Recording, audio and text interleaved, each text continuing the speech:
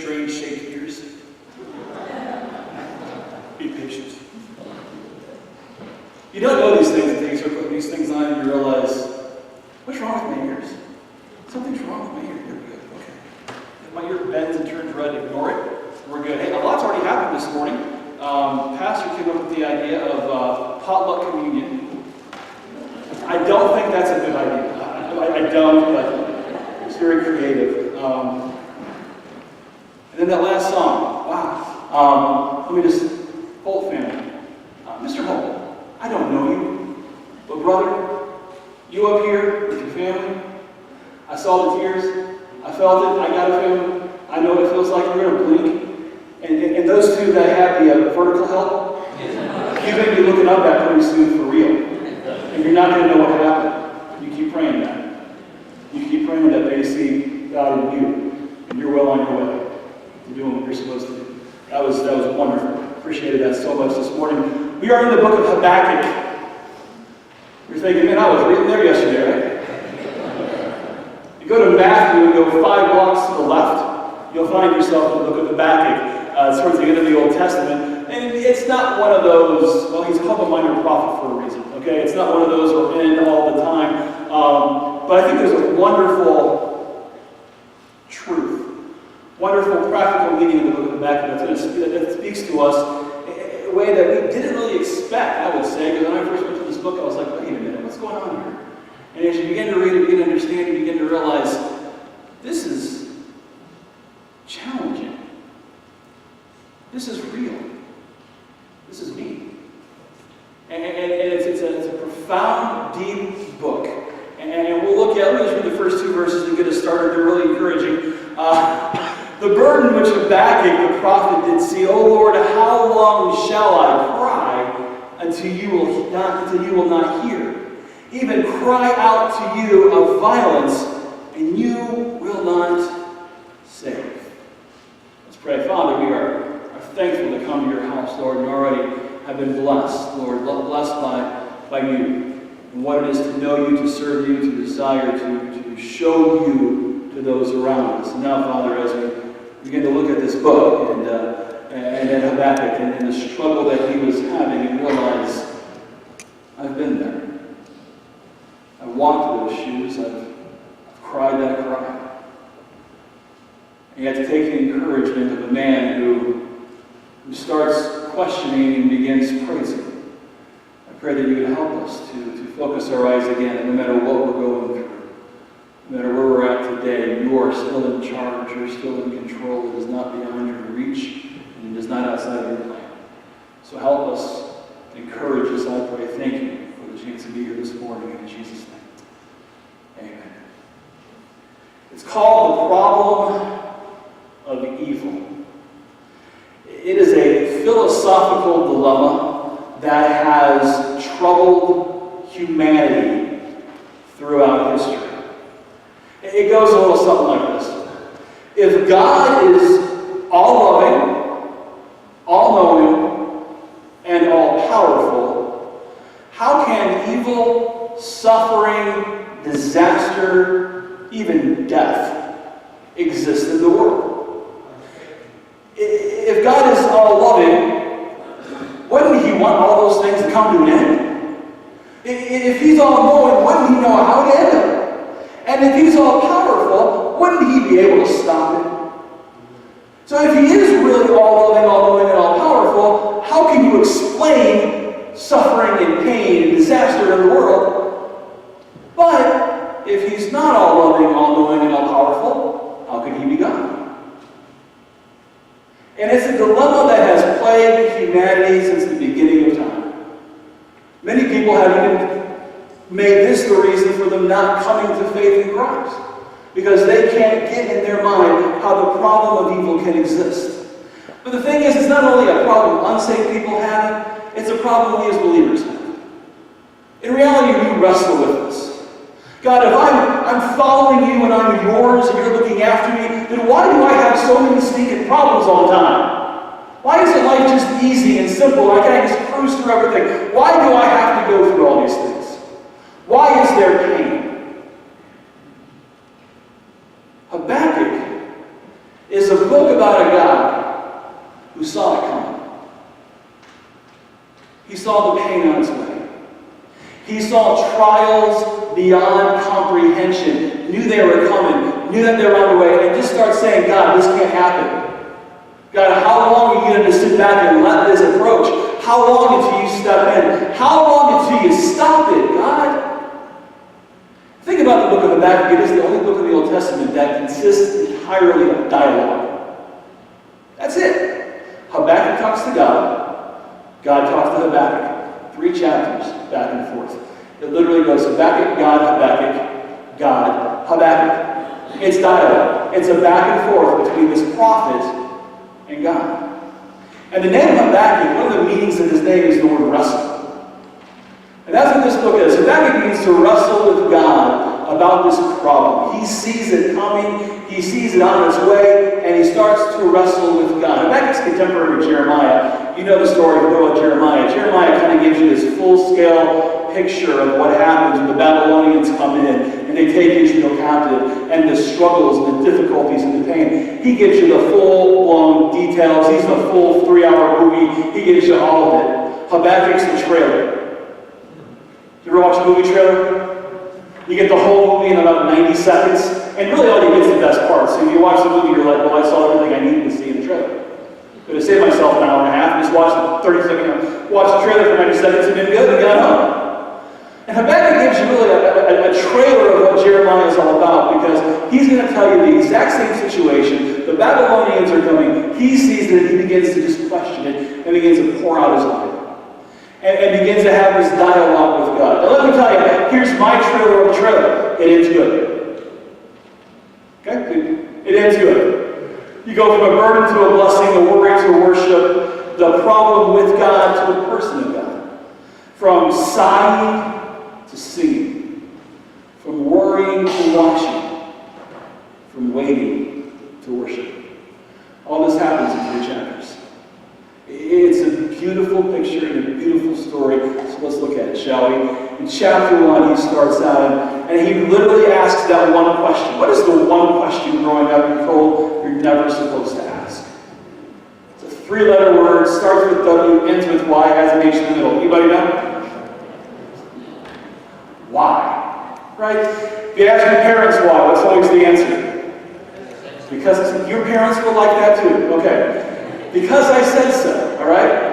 If you ask your church, why do we do this? The answer is always, because we've always done it this way. You learn to just, you don't ask why. Math. Why are there letters in math? Does that make sense to anybody? It's number. Math is numbers. And you get to like 7th grade, and all of a sudden there's X's and Y's. This shouldn't be. Why? Don't ask why. It's math. It's just math. And basically we're always told, don't ask why. Can't ask why. Just accept it and move forward. Don't ever ask why. And we're really told, let's be honest, I don't know if you've ever heard this, I was told this growing up, never ask God why. Never ask Him why. Just accept it and move forward. Don't ask God why. Have you ever really wanted to ask God why? Have you ever been in the middle of something? And I'm not talking about something good. Middle of a heartache, of a struggle, of a battle. And you look around and you don't understand what's happening, and all you want to do, all you want to say is, God, why?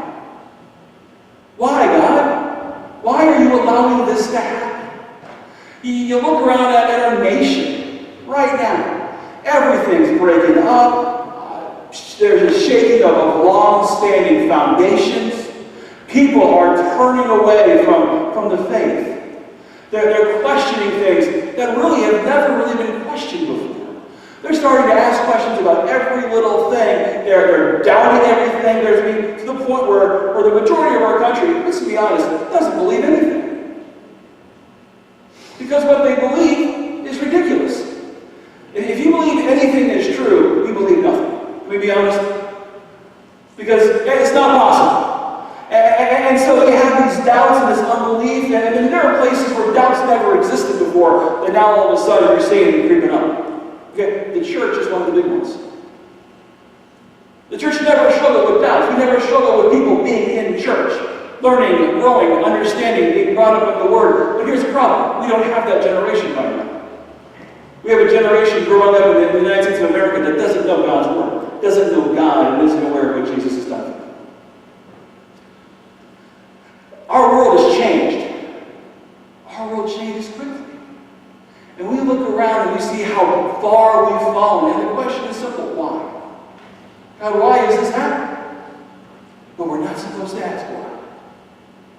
Have you ever been praying for someone, a loved one, waiting to see God change the situation? Whether it's health, whether it's salvation, whether it's a mindset, and you're praying that God will get a hold of them and reach their life and do something, and nothing happens. What do you want to say? God, how long will you allow this to keep happening? God, you're greater than this situation. Why is this taking place? Habakkuk's asking God why. It's biblical. He's asking God why. God, you're all-powerful. You know everything. Why can't you take care of it? Why won't you deal with it? Why is this happening? He's looking over the horizon. He knows what's going on. The Babylonians are coming. And then if they attack, he knows Israel's in trouble.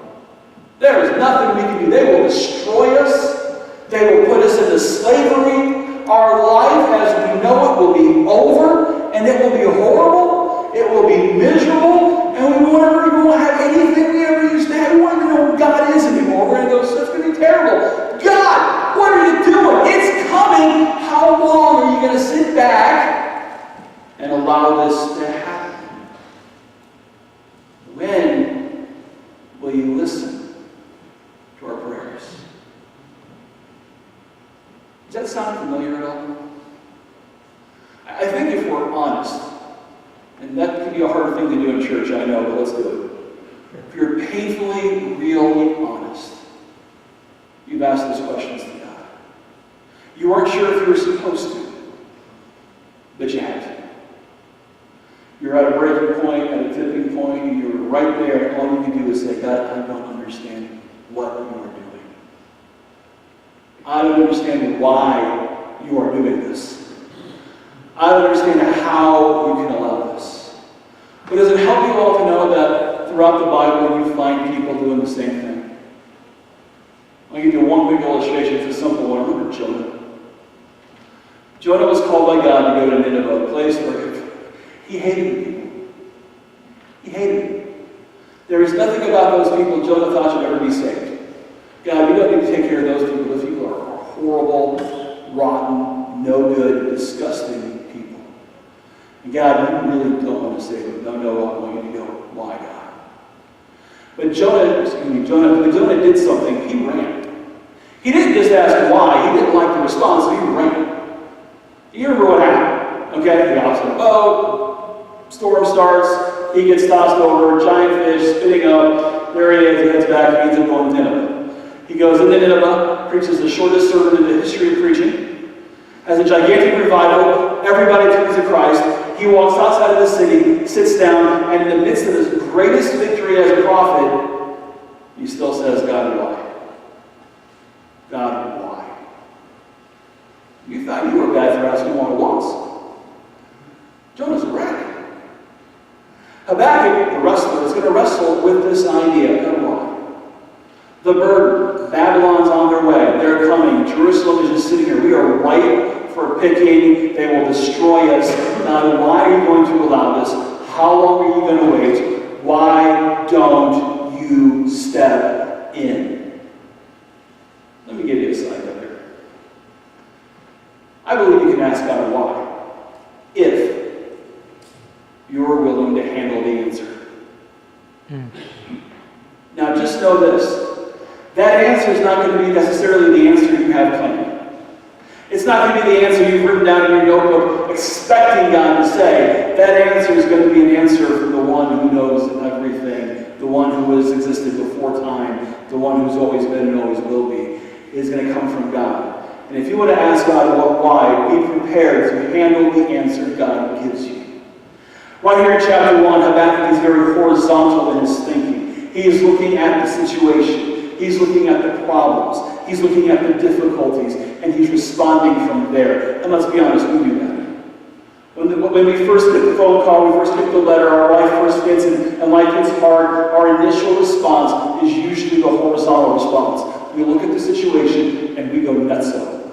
We panic, we go crazy, we say, whoa, hold on, what is all of this? And we don't understand it, and it drives us crazy, we freak out, everything goes wrong. This is where he's at. God, show me my answer. God, I don't like this. Where's my answer right now, God? I need to know. I need to hear from you. Lightning bolt, big voice, something to show me you're taking care of this because I don't like it. It affects me, and I need you to respond to what I want.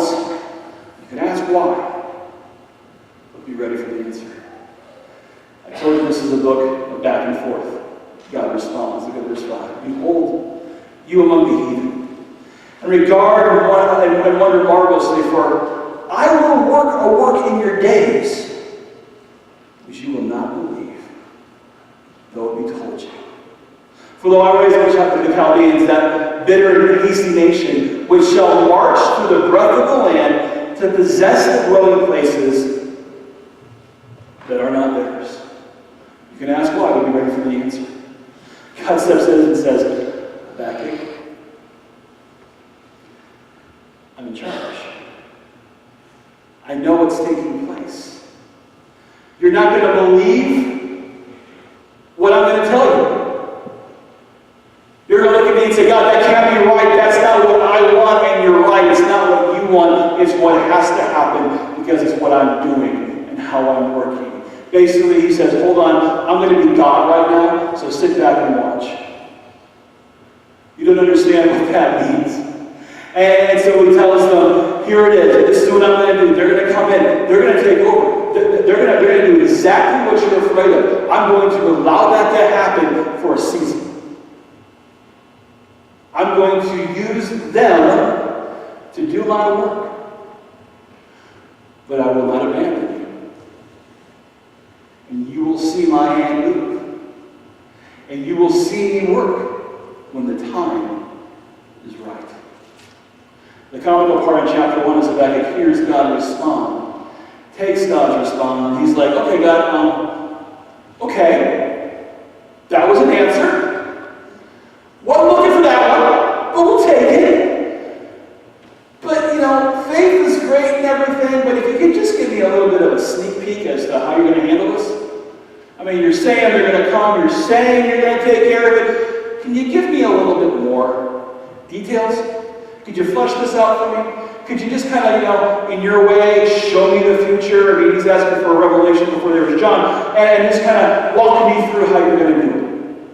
I mean, God, I believe in you, but this is just a little much. He's still looking horizontally. Something really interesting happens, though, when you get to chapter 2. It's almost as if he's talking himself through this and beginning to realize what he's doing. And in chapter 2, a change begins to happen in Habakkuk, which is essential because in chapter 3, you'll see a very different person. In chapter 2, he's still wrestling, but in verse 1, he says, I will stand upon my watch, and I'll set me upon the tower, and I will watch to see what God will say to me, and what I shall answer when I am reproved. All of a sudden, his eyes begin to change. He begins to take his eyes off the circumstances and begins to look towards God. He begins to vertically see and says, I am going to stand. I am going to wait. I am going to look. I'm going to watch. God, I'm going to faithfully still be here. I'm going to stand my watch. I'm not going to disappear. And I'm going to trust you. It's going to be hard. But I'm going to trust you through everything that you're still doing something. And I love this because God then responds again. Verse 2. And the Lord answered and said, write the vision and make it plain upon tables, that he may run that read it. For the vision is yet for an appointed time, but at the end it shall speak and not lie, though it tarry, wait for it, because it will surely come, it will not tarry. I want you to understand what God just told me. Habakkuk, I want you to write this down, and I want you to use small words so everybody gets it. I don't want this to be only understood by theologians. I want the most simple person on the face of the earth to pick this up, read it, and say, this is what it says God's going to do. Because here's what's going to happen.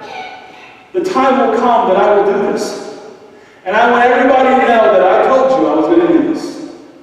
So they can go back and be reminded that I am faithful, that I am who I say I am, and that you can trust me. The time will come that I will faithfully do what I'm telling you I will do. It's not right now. It's not this moment, my friend, but it's coming. It's coming. I know when it will come, and I want you ready, and I want people to look back, and I want them to know that I told you, that God spoke, and said exactly what was going to happen. How I was going to use these people, how I was going to put you into captivity for a purpose, how you were going to learn, and how I was going to rescue you from these people as well. I want it to be known that I knew before I ever said it. I want you to understand that God had it totally in my plan. It was never outside of my hand. That's great for them. But what's even better is it's true for us. See, God doesn't change. We have a Bible full of truths. We have a Bible full of prophecy that's been proven to be true. And we have a few still yet to come. But can I tell you something? When those few still yet to come, you know what people are going to be able to do? They're going to pick up this, look at it, and say, God was right. He was right. He was honest. He was true. He did exactly what he said he would do. Do you understand why that's important? If you're here this morning and you put your faith and trust in Jesus Christ, this truth is very important to you. Because your salvation is real because God said it was. We put our faith in God's word. Is God's word worthy of your faith? Is it? Is God's word consistent? Is it always true? Has he ever lied to you? Has he ever failed you? Has God ever not done what he said he was going to do? The answer to all those is really simple. No. He's always been faithful. He's always been true. God doesn't work on our time. We try to control God on our time. But what God often says is, it's going to happen, just not right now. Just not now. Just wait. Just be patient. Just hold on. I'm working in the process. I have something to do before I answer your prayer. I have something to take care of. You need to learn. They need to learn. You all need to learn. And then you will see what I was doing. We try to run. When I graduated from college, a guy got up and spoke. It was a Bible college. I remember nothing of what he said because I was graduating from college. That's all I was focused on. But he said this, and it's always stuck with me. This is the only phrase that's ever stuck with me. It goes like this. Man takes a jet, God walks. We want it, and we want it now. We want it fast, we want it quick, we want it in our time. God rarely works in our time. Because God literally has all time in the world. And he moves. Exactly the moment it needs to be moved. I don't know you. I know really one person in this room, and that's my wife. The rest of you, I don't know. I don't know what you're going through. I don't know what the path you're in right now is leading you towards. I don't know if you're in the middle of something. But here's what I do know. God is faithful and God is true. He said he will never leave you or forsake you, so guess what? He's there. He's with you in this moment right now. He is working in your life right now. He is doing something in you that only will make sense afterwards. You know what that's called? We have a nifty little theological term for that. It's called faith. And as God begins to talk to Habakkuk in chapter 2, he really begins to do with this idea of faith. Verse 4, behold, his soul, which is lifted up, is not upright in him, but the just shall live by his faith. Faith. Isn't faith annoying sometimes? We toss it around, we talk about it, we like the idea, but we drop Hebrews 11:1, right? Now faith is the subject of things hoped for, the evidence of things not seen. In other words, it's believing in advance what will only make sense in reverse. And it sounds really good. And as church-going people, we talk about it, but the reality is, it kind of stinks. I mean, it's hard. When you're in the middle of it, and there's going to come a point where you're going to be able to look back and it's all going to make sense, but until you get to that point, it's hard. It's hard to say, God, I know you're in this. I don't know where. I don't know what you're doing, but I know you're in this. I know you're teaching me something I really wish I learned faster. Could you make me smarter so I can figure this lesson out and get through this and then look back and say, oh, there it was, because I know that's going to come. But I just don't know when it's going to come. Here's the beautiful thing about faith. In 1 Corinthians 13, we're told faith, hope, love, these three are the greatest of these is love. Do you know why the greatest is love? Because there's going to come a time, God's promised this is, that faith and hope are no longer necessary. There's going to come a time when we're no longer believing in advance what will only make sense in the future, that we'll be there, we'll stand before Him, we'll see God, we'll see Jesus, and it will all make sense. And we won't have to have faith anymore. We won't have to have hope anymore. All we'll have is love. But for right now, we have faith. Paul twice goes back to this verse, talking about the just shall live by faith, and referencing justification by faith. That we are saved, we are changed, we are made new by faith. None of us were there to see Jesus crucified. None of us were there to see Him walk out of the tomb 3 days later. But we know it happened, we believe it happened, and by faith we trust that His sacrifice and His conquering death and hell paid the price for our sins, and we have the faith to know that we have a home with God because of the gift that Jesus paid on the cross. That's faith. We weren't there, but we know it. We know it's true. We know it happened. We celebrate it. We sing about it. We come here because of it, and that's faith. And sometimes it's hard to have that faith. Sometimes we wake up in the morning and we don't smell, look, or feel very saved, but we're still saved. Our salvation doesn't depend on us. It depends on the finished work of Jesus Christ. And our faith in that. If you live to be 70 years old, you will have spent on average 20 years of your life sleeping. You're wasting your life. Wake up. 6 years of your life eating. If you're a Baptist, that's 8. 5 years of your life getting dressed. 2 years on the telephone. I'm just talking about talking on the telephone, not this on the telephone. Okay, not that, it doesn't matter. 3 years of just waiting. 5 months tying your shoes. After spending a large amount of time, it's kind of scary when you think about it, waiting and tying your shoes or talking on the phone, I just start to wonder, what is life really all about? I mean, what is the purpose? I just spent 6 years of my 70 years eating. What's the purpose of all of this? What are we doing? Paul tells us, mentioning back to Habakkuk, that the just shall live by faith. What's the point? That we live by faith. We live by faith knowing that God is good. Knowing that God is faithful. Knowing that God does not abandon His own. Knowing that sometimes life stinks, but in the process of that stink, God is forming us and changing us and shaping us and making us into what He wants us to be so that He can more fully use us. And we only get through that by faith. The purpose of living is just to grow our faith in God. And to be reminded day after day how good He is.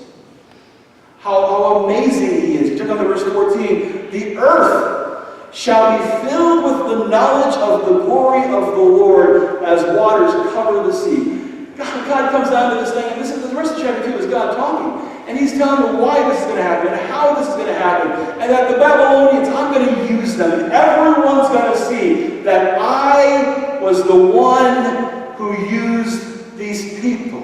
I'm not blind to their sin. I'm not blind to the kind of people they are. I'm not blind to what they worship. I know who they are. I know what they are. I will use them for my own need. And then I'll be done with it. In fact, in verse 18 and 19, did you know God has a sense of humor? What profit the graven image that the maker thereof has graven it? The molten image and a teacher of lies, that the maker of his word trusts therein to make dumb idols. Woe to him that says to wood, awake, to the dumb stone, arise and shall teach. Behold, it is laid over with gold and silver, and there is no breath at all in the midst of it. Do you ever think of the foolishness of idolatry? A couple of times in the Old Testament, God points to this goofiness. Just how ridiculous these people are with their graven images. I mean, if you kind of think about it, if you're making an idol, you kick out a piece of wood, and here's a tree. You start cutting it down. Which part of that tree is firewood, and which part of that tree is holy? And what if you get them wrong? Think about that. What if you end up burning the God part of the wood, and you're worshiping the burnt part of the wood? Then you're all confused and messed up. This is how ridiculous idolatry is. They're looking at stones and saying, talk to me. Hey, guess what? Stones don't talk. In fact, the maker of the stones just told you they can't talk. I think if there was any chance of a stone ever talking, God would know. He says they can't talk. They're worshiping wood and stone. Wood and stone. First of all, who made those? Yeah, exactly. God made those. Second of all, what are you doing? How do you put together a stone idol and expect anything to happen? It's stones. Back in the 70s, when I was like 3, they had a thing called pet rock. Remember pet rocks? Okay? Did you ever have to feed the pet rock? Did you ever have to give the pet rock water? Did you ever have to clean its litter box? No, you know what? It was a rock! Rocks do nothing. They're stones. They aren't gods. And God's point is, this is the Babylonians. This is what they worship. They're fools. But I can use them to accomplish my purpose and to do what I need to do. Because verse 20 gives us a great truth. The Lord is in His holy temple. Let all the earth keep silence before Him. God is still on His throne. Just wait. Just calm down. He's still God. He is still in control of this. Stop. He's unchanging. That's what He does. So let God be God. And the beautiful thing of this book is you get to chapter 3. Chapter 3 is all Habakkuk. But he's no longer talking. He's no longer discussing. He's no longer arguing. He starts to sing. Corrie ten Boom says, if you look at the world, you'll be distressed. If you look within, you'll be depressed. But if you look at God, you'll be at rest. In chapter 1, his eyes are on his problem. In chapter 2, his eyes began to focus on God. Now in chapter 3, he realizes and remembers who his faith is in. It is called the Song of Habakkuk. In fact, in verse 1, many of the versions use this old term called Shiganoth. It harkens back to Psalm chapter 7. There's some confusion exactly of what that means. But let me make it really simple. If you look it up, the definition is basically this. It's an impassioned, lyrical poem accompanied by upbeat music. He didn't pull out the organ and the piano and just start playing nice and calm music, he started to celebrate. He started to have a good time. He started to remember who God was, and as you read this chapter, you can feel it build. You can feel the excitement come. You can feel the joy building up. You can feel the pep begin to pick up Habakkuk as Habakkuk stops looking at the problems and starts looking at God.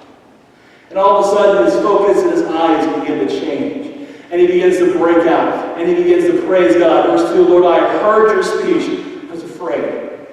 Lord, revive your work in the midst of the years. In the midst of the years, make known. In wrath, remember mercy. And he begins to go, and I'm not going to go through this whole song with you, but he gets to the end, and the end's beautiful, because if you remember what he said in the first verse of this book, or second verse, Lord, how long shall I cry? In verse 18, he says, yet I will rejoice in the Lord. How long will I cry? Doesn't matter, because I'm going to rejoice in you.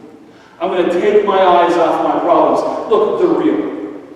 I'm not saying the problems don't exist. I'm not saying they don't hurt. I'm not saying they don't bring you to pain and that the tears don't come. But what I'm saying is that your problems are real, but your God is above them. He's greater than them. He gives you the faith and the peace and the mercy to get through them. In fact, he gives you the strength to go through the process to get to the other end. Those moments where you don't think you can go on because in our strength we can't, God gives you the strength to get up and to keep moving.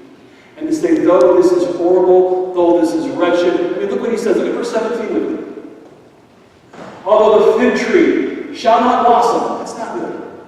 Neither shall fruit be in the vines, still not a good thing. And the labor of the olive shall fail, and the field shall yield no meat. The flock shall be cut off from the fold, and there shall be no herd in the stalls. Why don't we ever have kids memorize that verse? It's just this, when everything goes wrong, when everything that can fall apart falls apart, and it's taking place, and it's real, and there's no food, and there's no flock, and there's no meat, and there's nothing around us, yet I will rejoice in the Lord. I will joy in the God my salvation. I will praise God. When we win, I'll praise Him. When I lose, I'll praise Him. I'm going to praise God. I'm going to have the faith to say, whatever the disaster is, whatever the struggle is, whatever the problem is, I am going to find the strength by the grace of God to praise the goodness of God in the midst of my trials. Do you realize what Habakkuk doing is a very New Testament thing? We have an Old Testament prophet throwing a little New Testament philosophy at us here. This is total New Testament. Everything's going wrong, but I will praise you. Morgan says, if we found it in any other form of literature than this, we should be driven to inquire, was Habakkuk a fanatic? Was he deluded? Did he speak of wisdom of which this world knows nothing about when he crowned the song which describes desolation with the song that expresses jubilation? We believe that this song is a song of the higher wisdom, and that the singer is a philosopher in possession of the true secret of life. And here it is. His knowledge of God produced his confidence in God. And that confidence of God immediately and inevitably produced joy. This is faith. This is what we're called to do. This little book about this prophet who started off complaining is us. Who starts off, God, why? But our goal, and we should grow in enough faith to be able to walk away from that and say, God, this stinks.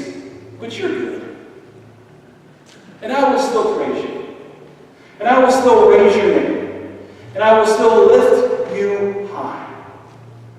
We don't like hitting rock bottom. We're not weird. It's not fun for anybody. We rarely want what we need. And we always want it now. Instead, we're told to have faith. Stop. This will take time. But it will be done. And it will be done right on time. The world desperately tries to find a way to get rid of the problem of pain.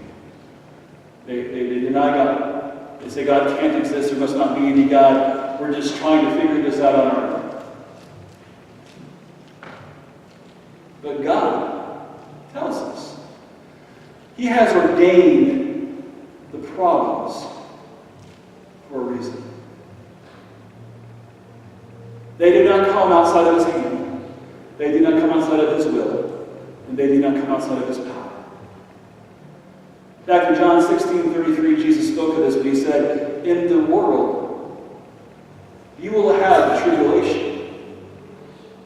But be of good cheer. For I have overcome, not the tribulation, the world. Our life is bigger than the moment right now. This trial, this tribulation. Our life is about what God is doing, how He's using us to His honor and to His glory, that the world will know of the goodness of God. Our joy is in proportion to our trust. Our trust is in proportion to our knowledge of God. To know Him is to trust Him. And to trust Him is to triumph and excel. Father, we desire to know You. We desire that we would see You work and move, and that, Lord, we would have the faith to believe in You. And Lord, when trials come, and Lord, we know they will. And Father, we find the faith, we find the trust to look to You and be reminded of who You are. That You've not lost control, that this isn't bigger than You, that You are still God. And Father, somehow we find in ourselves to praise You. To, in spite of our circumstances, remember that You are still God. And our circumstances have not changed who You are. That we would praise You. That we would glory in You. That we would lift Your name. Father, this isn't easy. This isn't something that comes overnight. This is a process that You work in our life. That You teach us that in all things we can still praise You. And we praise You because it's not the tribulations that You've come to give us victory over. It's this life. It's this world. That we may have eternal life. Because of the blood of Your Son. Lord, help us to look to You. To see You and to focus on You. And our eyes will always be lifted up.